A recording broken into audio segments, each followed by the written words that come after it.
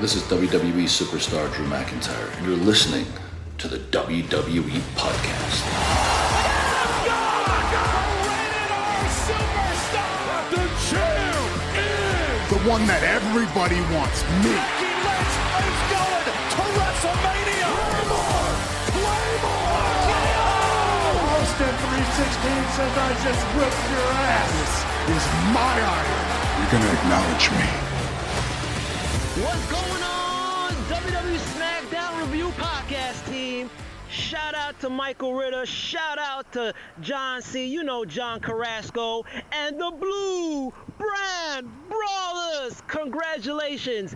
I'm sending the congratulations to you guys on your 100th episode of doing the SmackDown Review Podcast every single week. I appreciate the consistency. I appreciate the dedication that you guys do. Taking the time out of, going to bed at a decent time, recording the show in the wee hours of the morning. I appreciate your dedication and hard work, and all the best, man. I love SmackDown. I've been a SmackDown mark since, I guess you could say, the 2000s, 2001, 2002. But, man, I appreciate your dedication that you guys do. How you break down the show and how you incorporate your top 5 list and everything that goes with that. So I'm just wishing you 100 more episodes to go. The marathon continues, and all the best, guys. Have a blessed time and continue doing what you're doing on the SmackDown Review Podcast. This is DJ Kuzmo signing out. Peace.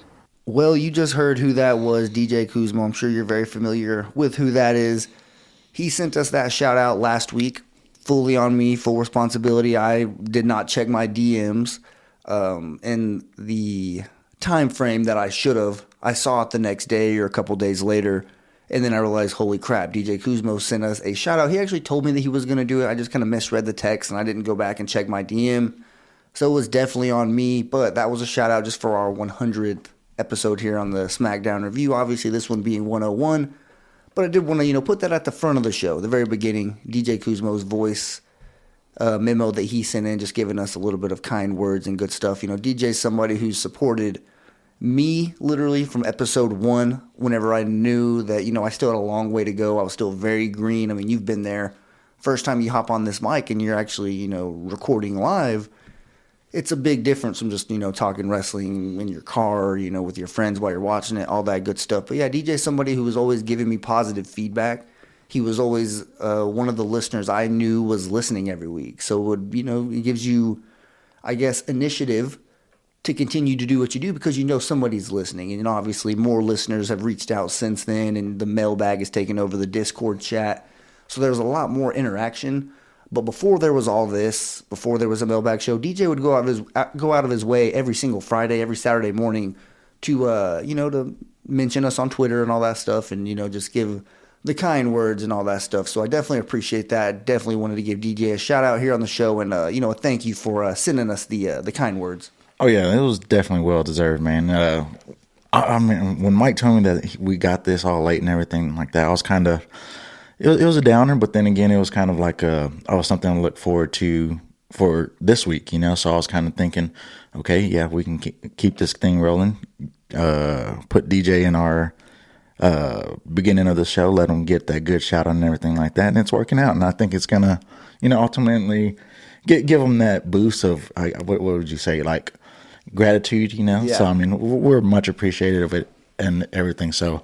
Yeah, man, to get that, hear it, and everything, it was just, it was awesome. Better late than never, that's for sure. But we are going to go ahead and get into this SmackDown. It was very juicy, I guess, is one adjective you can use to describe this one. I enjoyed it a lot, especially that beginning segment. Kind of had you on the edge of your seat, not really knowing where it was going to go. But before we get ahead of ourselves, I am Michael Ritter. You can find me on Twitter at Michael5Ritter or on Instagram at MichaelRitter5. Also the host of the Football Function podcast. If you are a football fan, this is obviously football season. We dropped our Week 3 preview just yesterday. So or 2 days ago, whichever one it was. I think it might have been yesterday. I don't really know. Honestly, days kind of get all blurred together. So just know that you can go listen to the Week 3 preview before any of the action tomorrow if you want to on all of your preferred podcasting platforms, whether that's Spotify, Apple Podcast, Google Podcast, hell, You can even, go to LimeWire or FrostWire maybe. You want to, give your computer a virus or something like that. No, but we ain't going that direction. anyways, just basically, long story short, you can find the show anywhere you Patreon. search it. Patreon, yeah. If you prefer an ad-free experience, you also want to support the show, goes a long way to helping me. But that voice that you're hearing there is my co-host, John Carrasco. You can find him on Twitter at Big Speaker, BIGG_speaker. John, how you doing? I'm doing pretty good, man. And of course, we're recording this on a Saturday morning, so it's definitely a little bit out of tune, but I mean, it still feels good and everything like that. Like I said, I had the recap on the show a little bit, refresh the mind and stuff. Yeah. So it was pretty good. I'd be lying if I said that it wasn't a big difference recording on Saturday morning and Friday night. Now, me personally, you agree, I love recording on Friday night for the timely purposes. I love getting this to Matt as soon as possible.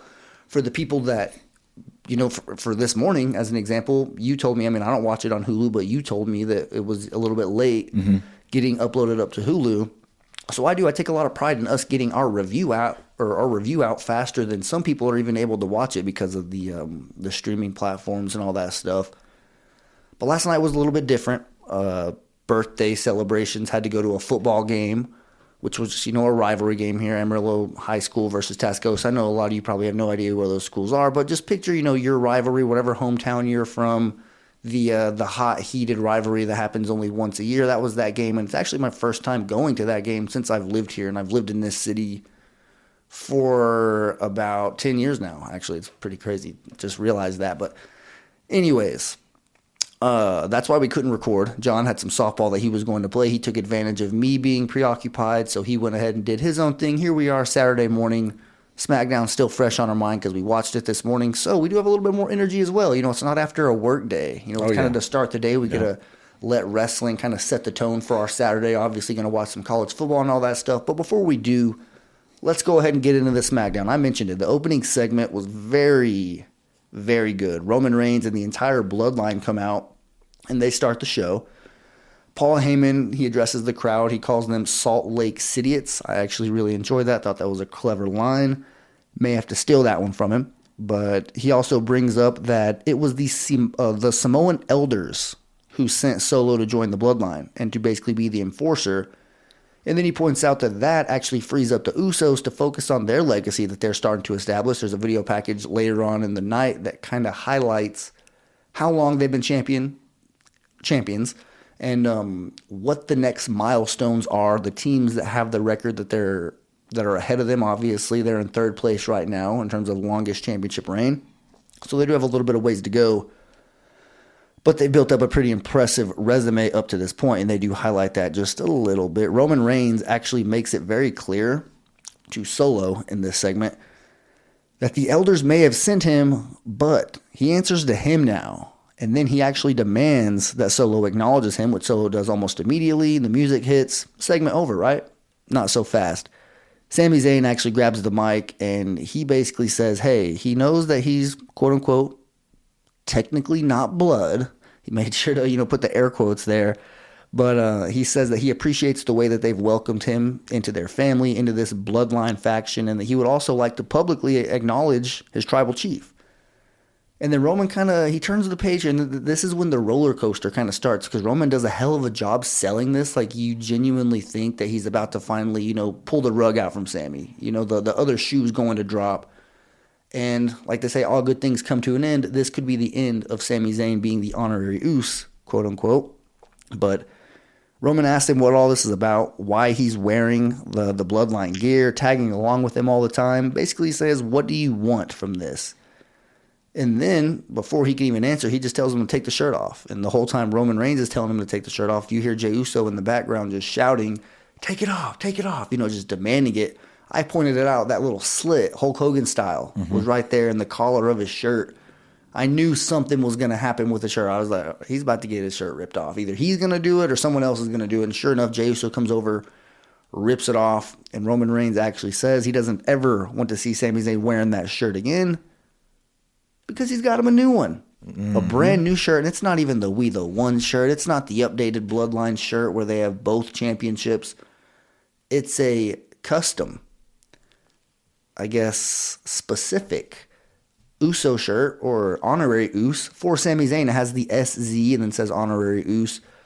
basically solidifies him as a member of this faction here. And this was a good segment. Took up like damn near a quarter of the entire show. It was like 23 minutes or something like that. I'm not exactly sure, but commercial free for the most part. This entire segment, they gave them the time, and I feel like they did a pretty good job getting you emotionally invested. We've kind of talked about it.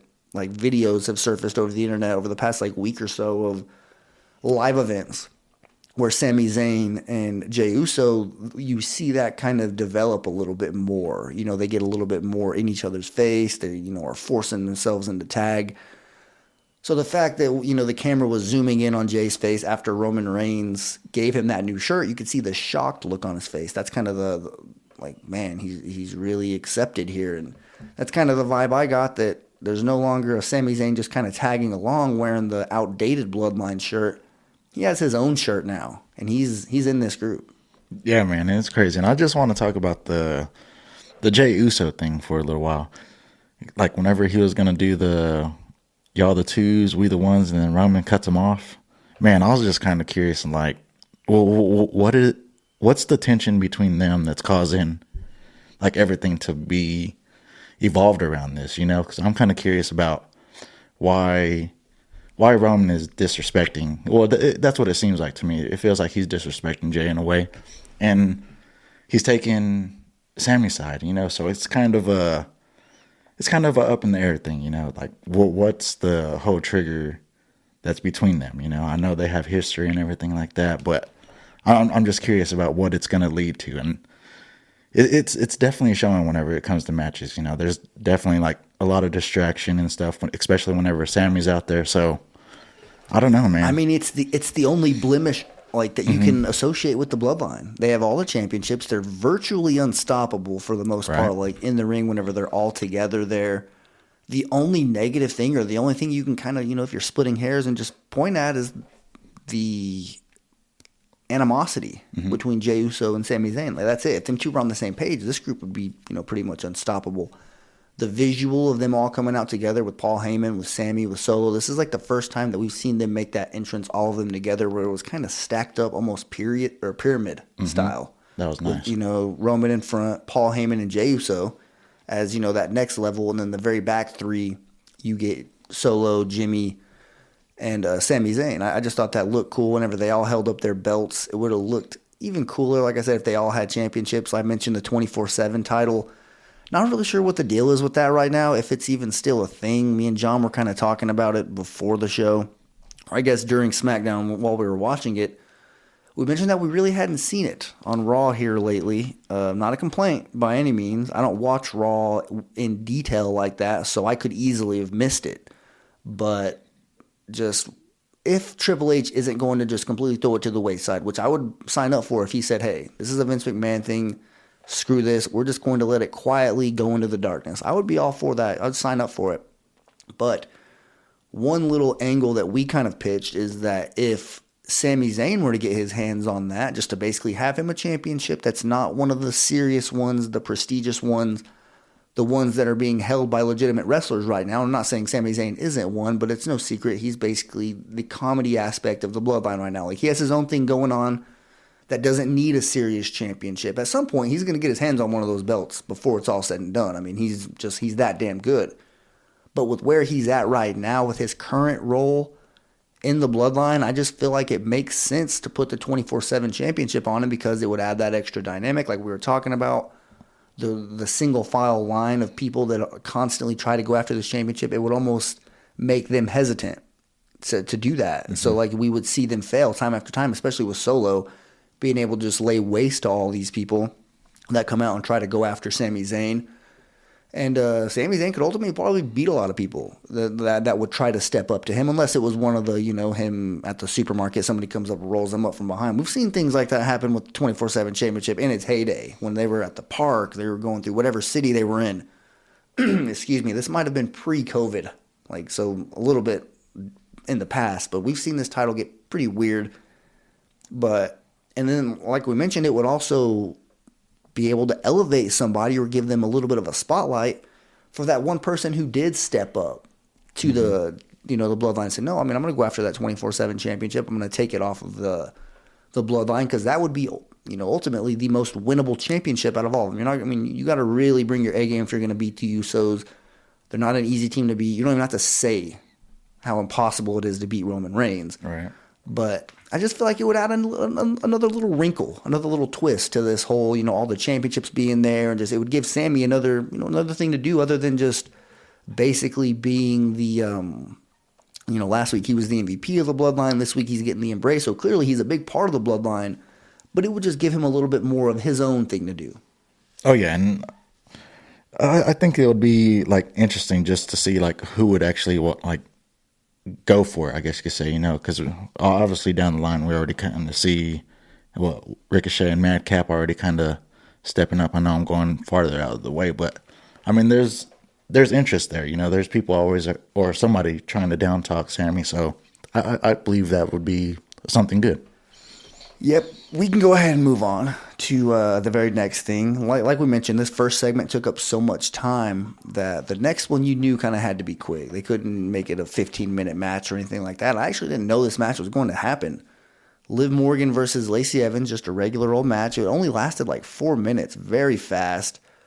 I don't really know exactly what the move was called. We mentioned it. It's where she grabs them, she goes down to her back, they hit their face on their knees. It's exactly like the code breaker, like Chris Jericho does. He's done for a long time. I don't know what she calls this move, if she does have a different name for it, but that's essentially what it is. It's just, another version of the code breaker. But that's what she does to end up pinning Lacey Evans. She does hit the Oblivion, though. She does like before that or after that? Okay, after, yeah. I gotcha. All right, well, she... After the match is over, you think she's about to leave. She's holding up her championship, but she drops it. She looks down, almost similar to what a heel would do, but clearly this isn't a heel action. It's I'm being pushed over the edge. People are doubting me. Let me show you what I'm about type of move. So she grabs the kendo stick that Lacey Evans brought into the ring during the match. Like we said, it was a quick 4-minute match, so she didn't use it or anything like that. But it's ultimately what led to her getting beat, because she swung, she missed, Liv took advantage, she capitalized on the match. But the kendo stick was still in the ring. Liv Morgan picks it up, she swings it, she hits her a few times with it, she takes her out of the ring. And then this is where, my eyebrow raised a little bit, both of them. I was actually very impressed. My jaw dropped, so to speak, is when Liv Morgan climbed up on the ring post and she did the senton to a lifeless Lacey Evans laying on a table. She goes through it. This wasn't one of those like I hate to say it because I love Sasha Banks, but when you watch Sasha Banks do a frog splash, it's like she barely moves her arms and her knees. It's kind of one of the things. It's not as beautiful as it could be. I know she does it as a tribute to Eddie Guerrero, all that good stuff, but she could definitely do it smoother, in my personal opinion, for as great as a wrestler as Sasha Banks is. Like I've said it several times on this podcast, she's pound for pound one of the best in my personal opinion, like in terms of just in ring. So if there's any nitpicking there, like I've always kind of had a problem with her swanton. Liv Morgan goes all out here, dude. She lays her body on the line. It was beautifully done. She goes right through the table. She looks at the camera, says, "Am I not Extreme Ronda?" or something like that. I don't know exactly word for word. I'm paraphrasing here, but she calls out Ronda Rousey and ultimately just proves she does have the killer instinct. Corey Graves mentioned it several times during this show. Does she have the killer instinct? Can she get extreme? She proved that she can, but Ronda Rousey likely can too. So it's going to be interesting, but what do you think about this segment?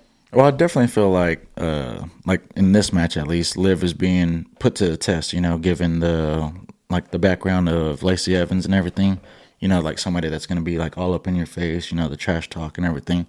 So I think it's like, it's going to eventually like just help Liv along the way, like build her up and stuff like that, get her ready for these type of matches. But I do want to see her like flip that switch a little bit more, I know she kind of went out of her character, with this beating her with the kendo stick and everything like that. But I want to see her turn, get it going and stuff like that. Because Extreme Rules, you got Ronda Rousey, you don't know what can possibly happen. Submission, chairs, kendo sticks, tables.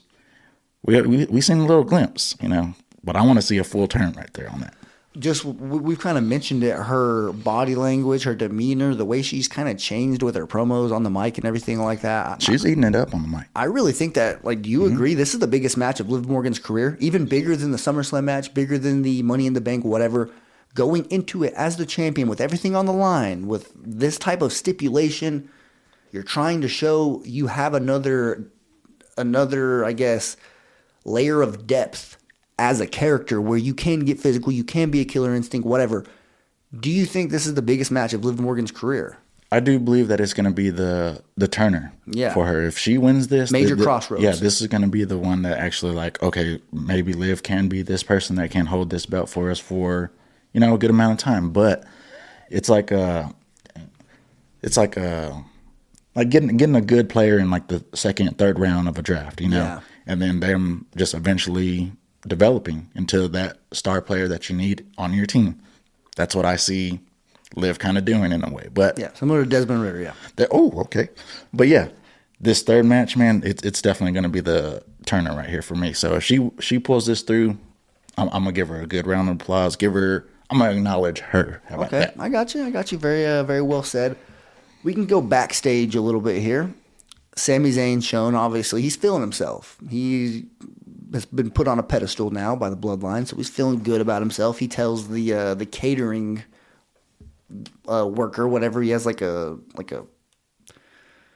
trying to think exactly what it's called. It's like a mobile food tray, similar to like what you see in an airplane, like you mentioned, you know, like this is when they're going down the aisle. But there's all types of, like, I guess, pans of food that are covered up with foil. And Sami Zayn's like, hey, you know, if the honorary Uso says he wants a vegan meal, you could bring him a vegan meal. It's making himself very clear. That's like all you hear there. But he walks away. Then he gets called out by Madcap Moss and Ricochet. They kind of see him. They're like, hey, what happened? You used to be obnoxious and annoying or something like that, and you still are, but now it's like way worse. And he's like, you know, that's funny. You're going to learn that you can't just talk to me like that because I'm not by myself anymore. You're going to have to answer to somebody else. Out of nowhere, Solo Sikoa comes up, wipes both of them out very quickly. Mm-hmm. And, you know, Sami kind of has to, you know, pull him back a little bit. Says, hey, you know, yeah, there you guys go. You know, see what happens when you mess with the honorary Uso. And then, you know, he taps Solo on the shoulder, says, hey, appreciate it. I was just about to do that. I know that made me laugh, dude. Yeah, I was like, gosh, dang. But, I mean, Solo, he's definitely being that enforcer, man. So I'm definitely cool with that. Living up to his title, for sure. We get the Uso video package next, the one that I was referring to earlier, where they show them, you know, as young pups, like 2014, something like that. They show their WrestleMania moments they've had, when exactly they won the SmackDown Tag Team Championships, and then when exactly they won the Raw Tag Team Championships from RK Bro. What is the number that they're at right now? They're at 432. Okay. What do they got to get to? They need to go to 483. To beat the New Day, right? New Day. Okay, so there we go. A team that they've rivaled with. I feel like that would feel good for them. Yeah, so behind New Day and Demolition. Okay, gotcha. So, like, it would just feel good. You know, it's like for Tom Brady, shattering or breaking a record that Peyton Manning set, whether it was the all-time passing yards or whatever. It's like it's somebody that he's, you know, battled with over the course of his career, that he has a lot of memories beating and losing to, just ultimately competing. Same thing with the Usos. They've been going at it for over a decade, it seems like. I don't know for sure how long it's been. It's been a damn long time, though, with the Usos, or Usos and New Day. They've been feuding, and they've had banger of matches, good programs over the years. And it would feel good for the Usos to beat their record. And I think that they're well on the way. If they could end this whole Bloodline storyline in however long it takes, because they're very close. They're only like a few months away. You know, it's not like Roman Reigns where he has to hold it till like May to get 1,000 days or whatever it is. But if they could end this with Roman going over 1,000 days and the Usos breaking that longest tenure record, the longest championship reign, very successful.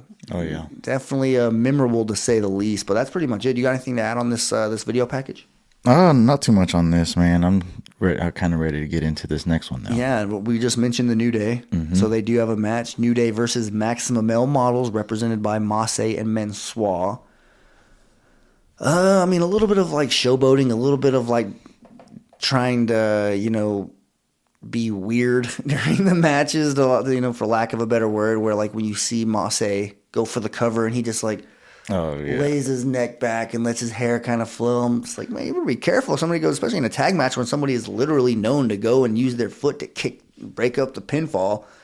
You don't want to just expose yourself like that. But anyways, Xavier Woods hits the backwoods while Masse and Mansoir are being distracted by like trying to take a photo while Maxine Dupree steals the photographer's camera and she's the one that's taking the picture. That upsets someone though because they lose the match, like we said.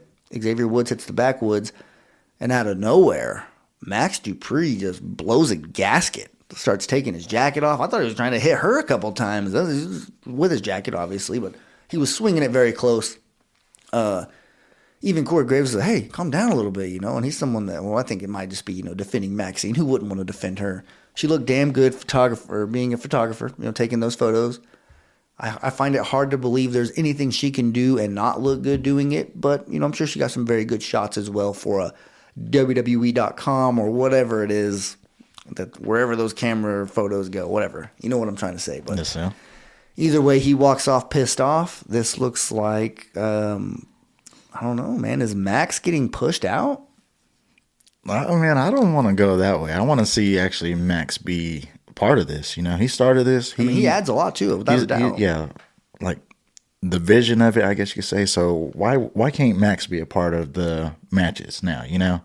Like maybe bring him in, get him a little bit, I guess, behind his own label, bring them up a little bit. But I don't know, man. I kind of felt like Massey, he kind of showed me, that he can actually be a performer in the ring and stuff like that. So, that was kind of cool. But that posing and stuff like that, that's definitely going to kill them every time. Like, you mentioned it, they haven't won a match yet. Yeah, I felt like they could have possibly won this one right here if they were just more focused on the in-ring performance, rather than all these poses and that it would they have do been a good win. Good. Yeah, beating a definitely. team like the New Day. Yeah. We mentioned they have a very impressive resume. So I just, like I said, I have a hard time feeling confident in Maximum Male Model. Some weeks it's decent, some weeks it's not. Like some weeks, like this one, I'm just like, where are you going with this? But obviously this showed that they have a plan with the friction caused with Maxine and Max. Now, he left pissed off, so they're going in a direction. We're going to see it and take another step forward next week.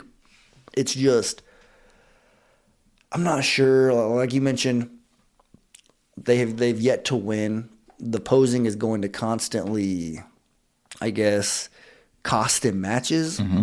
I hate to say it, but I feel like they're better off doing their specials. They're posing. I'm sure fall's coming up. They're going to have a fall special, maybe a Thanksgiving special, where they can, go out there and do their thing. Maybe they're a little bit hesitant because the last time they did that, Braun Strowman ran through them literally. So there is some downsides to that as well. But I don't know.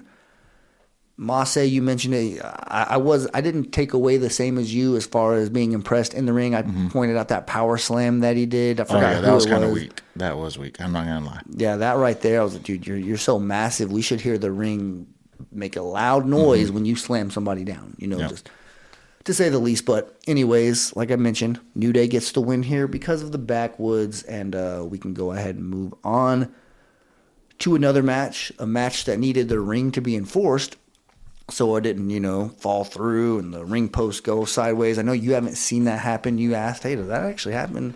There are videos I was about to say, almost like 800 pounds, though. Brock Lesnar and Big Show. That was the first time I saw it happen. He did Collapse? What? Collapse? Yeah, it collapsed. Yeah, he did like a suplex off the top rope to the Big Show. Brock Lesnar did. And Yeah. The ring just went through. The Big Show and Braun Strowman did it back in like 2017, maybe. I think it might have been. I don't know exactly the year, but they've done it again since. They've done it several times, so they just wanted to remind you that it's possible. They didn't want to do it or anything like that, but they just wanted to let you know, hey, this has happened before, and these are two very large men that are getting in this ring, so a very good chance that it could happen again. But as far as the match goes, Otis versus Braun Strowman, a little bit more back and forth than I expected, but Braun Strowman does win with the powerbomb, which is very good because his first run here, he had like the running power slam where he just like had him on his shoulder, did like a little bit of a spin and kind of slammed him down. I understand that move probably is effective, just looking at it with his size, how hard he is slamming you down, but it just didn't look visibly pleasing from a guy like Braun Strowman. And I'm a huge fan of the powerbomb. I've been on record saying this in the past. I don't understand why. Like, Big E doesn't do it because I'm not a fan of his finishing move either. So I was always like, man, you're big enough and you're strong enough to really have a badass move. I didn't know why he didn't do something like that. But to see Braun Strowman kind of adopt this move and start using it, especially winning matches with it, being able to powerbomb people like Otis, it's going to look nice whenever he's wrestling somebody like, I don't know, Seth Rollins, who can sell, who's lighter, who he's going to really be able to pick up and slam down. But anyways, Braun Strowman continues to look dominant despite the commentary team not being able to get his nickname down. They fumbled it probably like 5 times. It's the monster of all monsters. It's a huge graphic right behind him when he's coming down the stage. Michael Cole had a little bit of a slip-up. He said monster among men, his old school nickname. He corrected himself immediately. And then later on, after the match, Corey Graves, he said monster among monsters. So a little bit of a hybrid between both. And then Michael Cole double dipped, and he might have said the exact same thing. I don't know exactly what it was, but either way, I was like, man, they're struggling here. It's the monster of all monsters. Just, get with it or get lost. You got anything on this? Well, man, I was kind of impressed with just the way these two go at it. It's just a brutal match. It looked like painful, slams and everything. And just so much weight was being thrown around in this match. Like I was mentioning, probably about like 800 pounds. So I can kind of believe that if somebody got a powerful power slam in the middle of the ring, you could see that thing go down. So yeah. I don't know, but whenever they put those stats up between each other, the tail of the tape, pretty much. Yeah, dude, I was like you got a stocky big guy in Braun Strowman, but then you got this bigger Otis, and they're dang near the same person, Everything was pretty similar except for the height. Well, yeah, and then the benching too. I was like 500 plus pounds. I was like, gosh, dang, that's like 2 people right there, dang near. I'm like, well, maybe 3. These are 2 dudes who could pick up some metal, man. They could pick it up and put it down. So yeah, whenever I saw that stuff, I was like, okay, this is kind of convincing. After you had mentioned all that stuff with the ring and everything, so I was kind of like, okay, maybe see that. But yeah, I mean, it was a good match. I thought it was going to lean towards Otis more in a way. Just look like he was more of a better performer Chad in the ring Gable and stuff like was that. out there as an advantage as well. He got involved a little bit.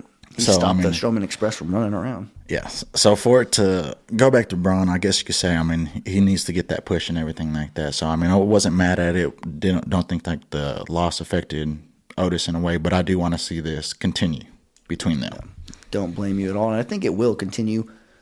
One thing that did catch me by surprise: Drew McIntyre comes out dressed in his street clothes, not in his gear or anything like that. So you knew he was just going to be cutting a promo, but I noticed there was something in his hand. I didn't really know what it was. It looked like a belt, like a rolled up belt. But it turns out it is a strap because he immediately, challenges Karrion Kross. He doesn't challenge him. He says he already went to the top and it's official already. Mm-hmm. Strap match at Extreme Rules. Do you know what a Texas Bull Rope match is? You need to go back and watch that, dude. It's pretty cool. Great American Bash, I believe, 2004. Mm-hmm. I don't know, maybe 2005. I don't know. Somebody is yelling probably right now, telling me it's 2004, 2005. But it's in that little time frame. Eddie Guerrero versus JBL. It's pretty much the same thing, except we got to touch like all 4 corners of the ring. This one's different. It's pretty much just, pinfall, but you just have that leather strap that you could smack your opponent with.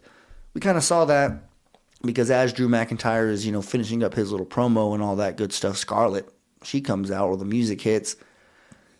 The lights change to black and white. We see her walking down. The next thing you know, Karrion Kross comes in from behind. Cheap shots Drew, but it doesn't do anything because Drew takes over at first.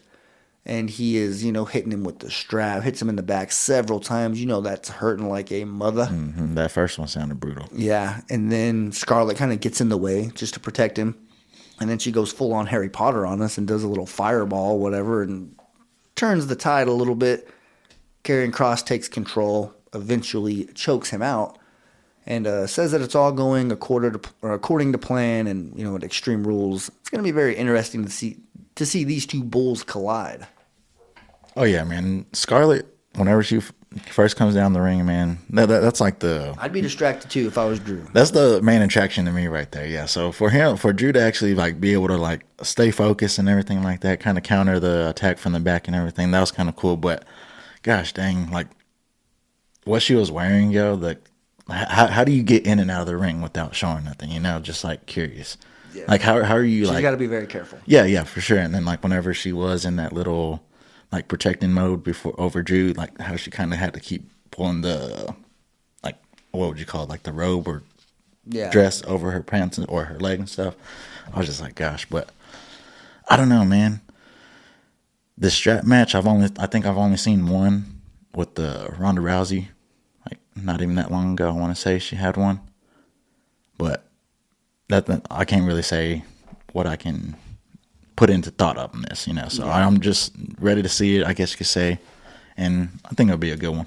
I know it is tough getting you to watch stuff, but if you do want to do some homework before this match and you feel like watching that Texas Bull Rope match, oh yeah, I would highly recommend it, man. That one's different right there. Yeah, I ain't never seen though, because it's just not your, it's just not your like your, you know, flash in the pan little, I guess, pay-per-view match that isn't noteworthy and just isn't meaningful. This is a pretty meaningful match in Eddie Guerrero's career. It's when he loses his WWE Championship, and very big role. I'm actually, you know, this belt right here around my microphone. But anyways, speaking of you tough getting you to watch stuff, I'm so glad that you finally watched Ready to Rumble. Oh yeah, that was fun. And I feel like it's appropriate that we could talk about that here on the show, just because, I mean, it's a wrestling podcast, it's a wrestling movie, and likely a lot of you have seen it. But if you haven't, if you were like John and you had not seen Ready to Rumble, go look it up. I mean, we luckily have the DVD, so you don't got to worry about, you know, the streaming and all that stuff. And I don't know what platform it would be on. If you have a jailbroken Fire Stick, you could very well find it that way. Just, you know, a little bit of advice. Those things are pretty badass, especially this time of year. But anyways, Ready to Rumble. If you haven't already seen it, go watch it. It's an old school kind of, it's a WWE or it's a WCW movie, but still a lot of big time wrestlers. A storyline. If you're a wrestling fan, you could relate to this type of stuff. But yeah, that was a good one, man. Whenever like I saw just the cover, you told me David Arquette was on there. I was kind of already like with it, you know. He's an actor that I grew up with, I guess you could say. But yeah, it was a great movie, man. I was impressed, I guess you could say. I thought it was going to be more of like a jack off, you know, just because the two characters that were in it. I mean, of course they were funny and everything like that. Definitely had me rolling and everything, but like the whole story to it was definitely good and everything. Like bringing that wrestler back and stuff like that. It was cool. Yeah, it's a good little storyline, man. I will say I enjoy it. But getting back to 2022, getting back to SmackDown here, that happened. Raquel Rodriguez versus Dakota Kai. I mean, I feel like this was kind of a sloppy match, to be completely honest. Yeah, I agree. Raquel does win with a roll-up, but I have problems with this. Number one, just in the ring, I feel like this is a mismatch here. Very much Raquel is, or she should be favored. Anytime she's in the ring with Dakota Kai, she should be able to win.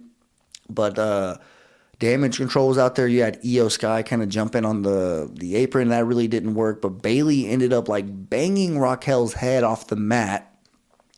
And this is where my problems start. She banged her head off the mat. So clearly she's at a numbers disadvantage. Raquel is. Shotzi Blackheart, or Shotzi, whatever. She runs out immediately. Goes after Bayley. So she's just like, you know, I guess trying to even out the numbers disadvantage that's going on. She's just trying to make things a little bit more even.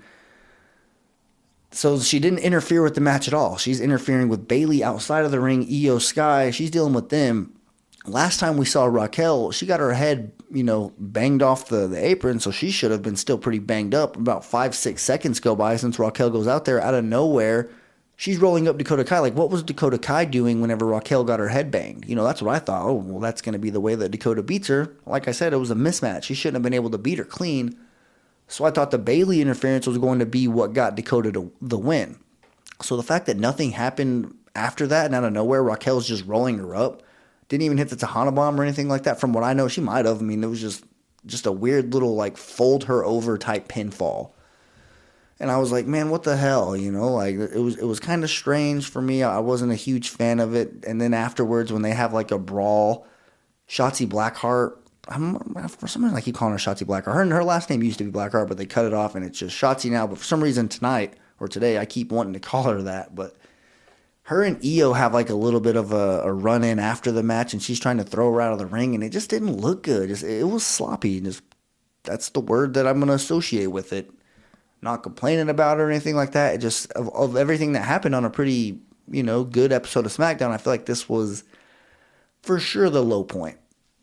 Well, with this, man, I can't really say anything too negative about it. I guess you could say I'm on the other side of it. But to see Shotzi come out again, man, I just believe that it's a better pairing with Raquel Rodriguez and Shotzi if they ever wanted to be a tag team, rather than having a Leah. Yeah, I know she's hurting her, everything, but like if that was to like what happened, I guess you could say, become a tag team, I would believe that team over. Oh, easy, yeah. Or Raquel and Aaliyah. So I'm not mad at this. I'm kind of happy that Shotzi is coming out here, kind of being that protector, rather than that bully in the back, I guess you could say. But yeah, I don't know, man. I guess you could say I'm ready for that match next week, the Bayley and Shotzi one, to see like what kind of like happens, turns into fruition from there. But other than that, I think I'd rather see them be paired together. Yeah, hopefully it's better than what we saw this week for sure, just in terms of the cohesiveness, I guess. We got to see them work better together because that was a little bit sloppy. But the main event is here. Brawling Brutes versus the Usos. Tag team championships on the line. Back and forth. Butch has a pretty good showing in this match. He actually had a lot of good offense in this match. I will say I was very impressed with what I saw. He was doing his typical finger breaking type stuff, stomping on your elbows, his German suplexes bouncing off the ropes, just being a technical wrestler. Butch actually showed out. I actually liked what I saw from Ridge as well. He looked like that dominant force, but the numbers kind of get in the way here. That's kind of the story of the night with several segments. Sami Zayn's out there, Solo's out there, kind of trying to make life difficult. But as the Brutes are kind of starting to get momentum, you see Sami Zayn go to the crowd. He picks up a chair. It looks like he's going to throw it into the ring so that the Usos can use it and, take advantage of the match. But it doesn't happen. Actually, Sheamus goes over, kind of grabs it, says, no, you're not going to do this. And then as Solo goes over there to get involved and the Usos are kind of hanging around in the picture, the Brawling Brutes end up getting attacked by Imperium. What's his name? Giovanni. Yeah, Giovanni and Ludwig Kaiser. They come out.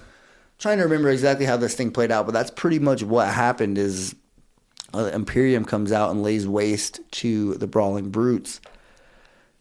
Even Gunther comes out and he hits a big boot to Sheamus just to basically, get you prepared for what we're going to see here in a couple weeks whenever those two go at it for the Intercontinental Championship. But that is essentially how the Brutes, their momentum gets, stopped right there and comes to a halt because the Usos hit the 1D, they pick up the win. And they, are successful again. The night ends with the Usos getting their hands raised. They retain their championships. Their reign is safe for another at least, month or so, however long until their next title defense. And they're going to continue to add onto that total.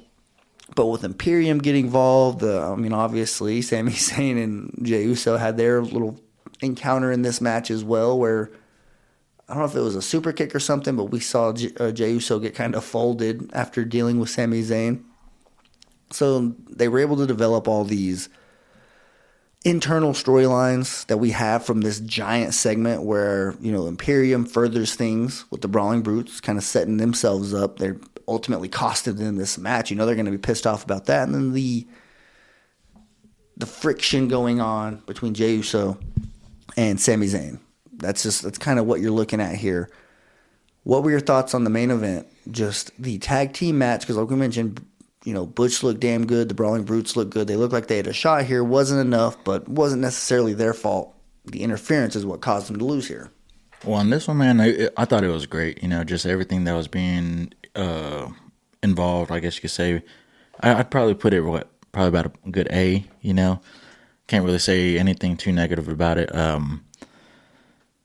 don't know, man. It's just, there's just so much stuff going on in this. Like, you're just trying to, take it all in at the same time, and then like you said, like you were saying, that friction between Jay and Sami, I think that's ultimately gonna be something bad along the road. You kind of think about this as if I don't know if you've seen any movies, of course, like maybe Scarface, like whenever an internal problem starts happening, that's when everything starts to seem like it starts to like fall down, I guess you could say. That's what I'm kind of seeing happening out of this, Hopefully they get this all smooth out, I guess you could say, kind of keep this powerful reign going on and everything like that. And I don't know, man. I don't want to see it break up in a bad way, Hopefully Sami, he gets to get the full benefits out of all this and everything like that. But I don't know.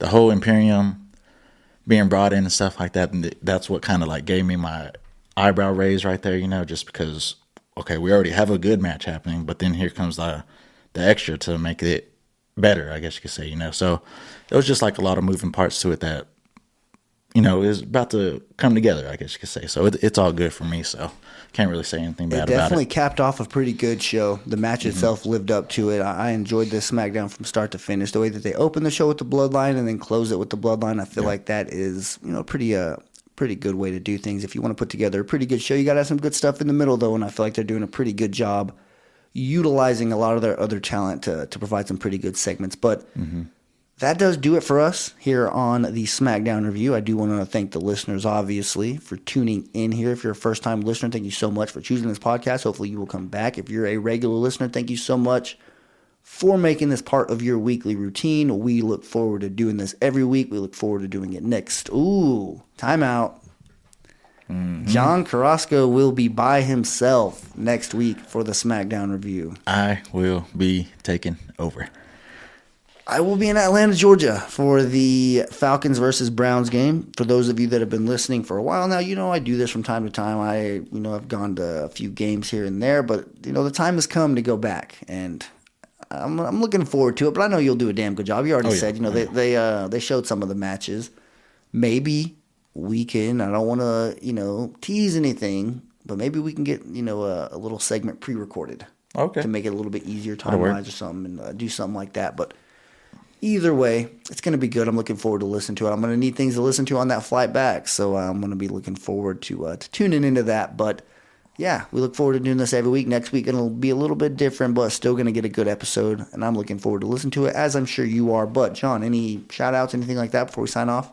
Oh, man, I just want to say, man, it was a good match and everything like that, or a good show. Sorry about that. And I was really looking forward to seeing it this morning and stuff like that. So, yeah, it was definitely what filled the bar, I guess you could say, for me. So, yeah, like I said, going to be taking this over next week. So, yeah, definitely going to need some support, maybe some little talking to, get my ego boosting. But other than that, yeah, I think I'll be able to knock it out. And I do want to give you a shout-out. Hope you have safe travels and everything like that. Hopefully you take care of all your belongings, don't let anything get lost out there. Crazy guy. Yeah, I'm going to be, oh my gosh, like a WrestleMania. Yeah, I'm going to be very careful. All right? There you go. Yeah, I was about to say, just don't even take a card. Maybe just take some cash, I don't know about that. But lose the wallet, then I'm really screwed. At least I can cancel the card, right? Oh, man. But yeah, hope y'all have a good time out there and everything like that. And like I said, I'll be able to take care of everything. But yeah, definitely want to give a shout out to the listeners. Thank y'all for making this part of y'all's week. Definitely want to give you a shout out, Football Function. Like I said, preview or week 3 preview just came out. And it's some bangers, man. There's a lot of information, especially updated on teams and stuff like that, players and stuff like that. So, yeah, it's some good stuff. But, yeah, want to go ahead and close it out like that. Oh, yeah, appreciate it. Shout out DJ Kuzmo one more time for the audio clip. We definitely appreciate that. Looking forward to your continued feedback. And obviously, man, give John some questions for him to talk about this, or for next week when he's by himself. Give him some ideas for some content or something like that. I know you got some up in that brain of yours where you can, dig deep and I can give try John and, some help. I was about to say, I can try and go with what everybody says and stuff like that. Definitely keep my eyes out on the Discord this week, giving me some good ideas and stuff like that. Yeah, so yeah, I'll be looking out for that. Oh yeah, help my boy out. Definitely appreciate it. But like we said, guys, have a damn good rest of your weekend. Walk passionately in the direction of your dreams, and I'll talk to you soon. Go Falcons. Thanks for listening to the WWE Podcast. Don't forget to subscribe on your favorite podcast app so you don't miss a show, or head to WWEpodcast.com. And for all of these shows ad-free, head over to patreon.com/WWE Podcast. Until then, we'll see you next time.